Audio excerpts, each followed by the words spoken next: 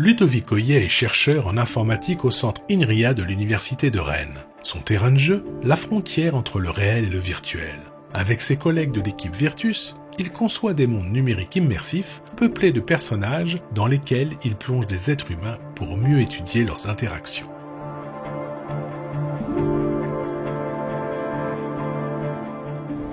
Bonjour. Bonjour, alors Ludovic, où est-on ici? Donc on est dans la salle Immersia, donc c'est une plateforme de recherche du centre INRIA de l'Université de Rennes. Et donc là, pour l'expérience, qu'est-ce que tu nous prépares?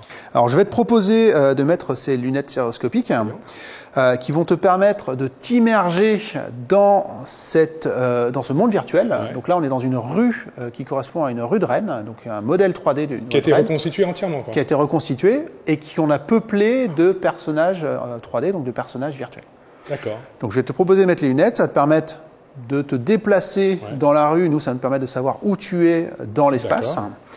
Et les petites boules, alors, vont servir à quoi? Alors les petites boules nous permettent justement de savoir exactement où tu es et dans quelle direction tu regardes, de manière à savoir où est ta tête. Ouais. Ça va nous permettre de calculer exactement ta position dans l'espace et donc aussi de pouvoir interagir en fonction avec les personnages. Là, on va te proposer de te déplacer. Donc c'est comme dans la rue, comme si tu te déplaçais dans une rue réelle, attention, en évitant autant que possible les personnages qui arrivent justement pour oups.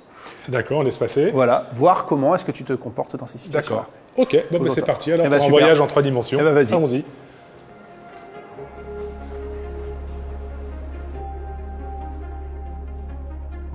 Donc là, je vais passer entre le bleu et la chemise blanche, la personne en bleu, hop. Entre les deux, donc là, hop, hop, ça y est. Voilà, je pourrais essayer de les éviter. Je suis obligé de faire des pas de côté. Voilà, ça y est, je suis passé. Ici, l'intérêt, c'est qu'on va pouvoir plonger l'humain dans des foules virtuelles, donc des environnements virtuels peuplés d'un certain nombre de personnages virtuels, pour étudier le comportement humain dans ces foules.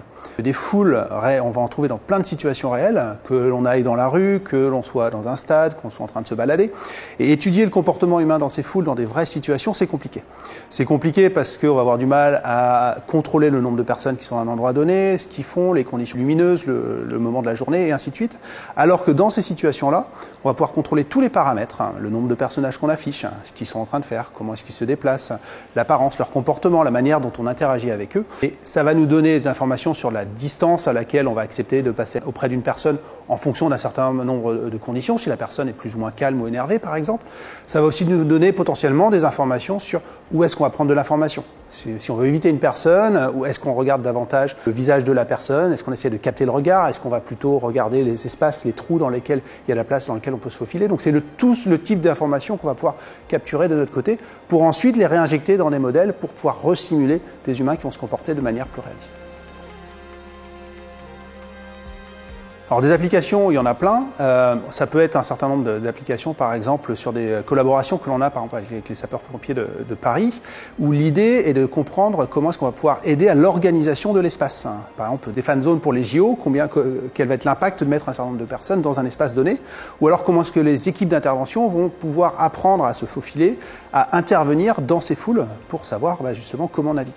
Globalement, ça pourrait être se poser la question, quel type d'information visuelle, en termes de signalisation, on va vouloir mettre dans un espace ouvert de manière à pouvoir se repérer en 3 dimensions dans l'espace parmi ces foules denses où à partir du moment où on a plein de monde autour de nous, on a aussi potentiellement une perte de repère. Pour rendre ces simulations toujours plus réalistes, l'équipe cherche constamment à améliorer les personnages virtuels qui composent les foules. Donc les critères pour nous, pour que ce soit réaliste, c'est que globalement, ces individus se comportent, se déplacent comme des véritables humains. Il y a un concept, notamment dans notre domaine, qu'on appelle la vallée de l'étrange, qui est qu'à partir du moment où il y a un certain nombre d'éléments qui ne vont pas être cohérents avec la manière dont un humain se déplace, se comporte, tout de suite, en fait, on va être extrêmement critique et ça va casser ce réalisme. Donc nous, ce qu'on essaye de faire, c'est de passer un petit peu, de plus en plus, au-delà de ce manque de réalisme, de passer ce qu'on appelle cette vallée de l'étrange, notamment en étudiant comment est-ce que les personnages virtuels se déplacent, comment est-ce qu'ils bougent. Donc on s'intéresse principalement au mouvement de notre côté. Afin d'enrichir le déplacement des personnages virtuels, l'équipe Virtus s'appuie sur des systèmes de capture de mouvement.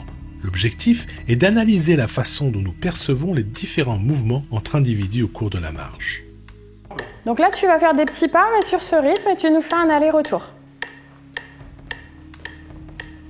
Pour introduire de la variété dans les mouvements des personnages virtuels, Ludovic et ses collègues ont recherché un paramètre spécifique à la marche que l'on appelle le walk ratio, ou ratio de marche. Quand l'être humain se déplace, en fait, il y a une combinaison spécifique des paramètres de la marche, à savoir la longueur de pas et la fréquence de pas. Donc pour une certaine vitesse de marche, en fait, on a un ratio qui est très caractéristique d'un humain spécifique, donc un jeune homme, une femme plus âgée. Et cela, quelle que soit la vitesse de marche, on va conserver ce ratio. Mais l'être humain est-il en mesure de détecter ce walk ratio? Pour le savoir, l'équipe a demandé à des observateurs de choisir sur des personnages virtuels la marche qui leur semblait la plus naturelle. La conclusion, ça a été que finalement, nos observateurs humains, ils sont sensibles à ce walk ratio naturel. Donc finalement, quand on leur demande d'identifier quel était le walk ratio de cet humain virtuel particulier, eh bien, ils retrouvent effectivement le walk ratio naturel qu'on a mesuré dans nos données réelles. Donc ça, c'est super encourageant puisqu'effectivement, nos sujets, nos observateurs trouvent qu'en ayant un walk ratio naturel, notre humain virtuel se déplace de manière plus réaliste. Alors, c'est un critère qu'on va pouvoir utiliser pour créer de manière assez automatique des animations sans avoir besoin de capturer des centaines et des centaines de mouvements avec différentes variations de vitesse. Donc là, ça va nous permettre effectivement d'automatiser le processus et garantir des animations réalistes. De telles découvertes pourraient aussi intéresser des studios de cinéma et de jeux vidéo, qui cherchent en permanence à améliorer les déplacements de leurs foules virtuelles pour les rendre toujours plus réalistes.